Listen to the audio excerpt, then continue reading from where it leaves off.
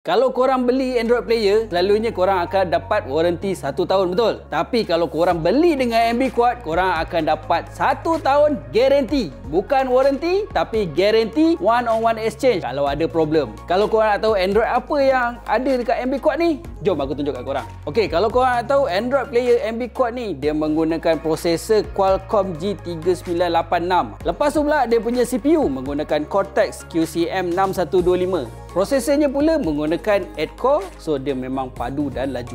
Kalau korang beli Android yang biasa-biasa, dia punya radio dia mesti berpasir kau punya kan. Tapi untuk MB Quad tak ada sebab dia menggunakan FM S147925 RDS. Kalau korang kaki sound quality, korang kena dapatkan juga MB Quad ni. Sebab apa? Ia mempunyai genuine DTS Hi-Res Audio DSP.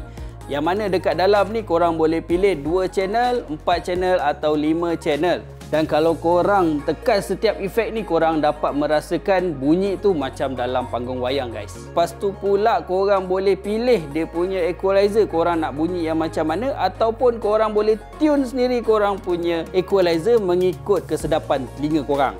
Dan Android player MB Quad ni didatangkan dengan time alignment, so korang boleh adjust dia punya jarak speaker tu untuk mendapatkan bunyi staging yang baik.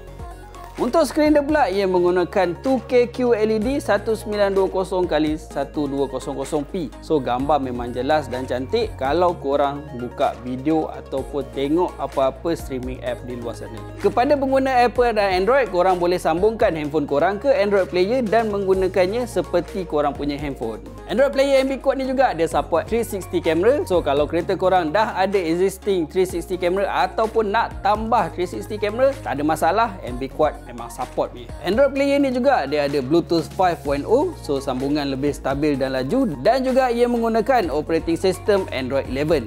Android player MB Quad ni didatangkan dengan 4 model iaitu 2+32, 4+64, 6+128 dan juga 8+256. Kalau korang tak nak pening beli Android player, korang dapatkanlah MB Quad Android player ni sebab ia didatangkan dengan 1 tahun guarantee. Kalau ada sebarang masalah, one to one exchange, tak ada kompromi.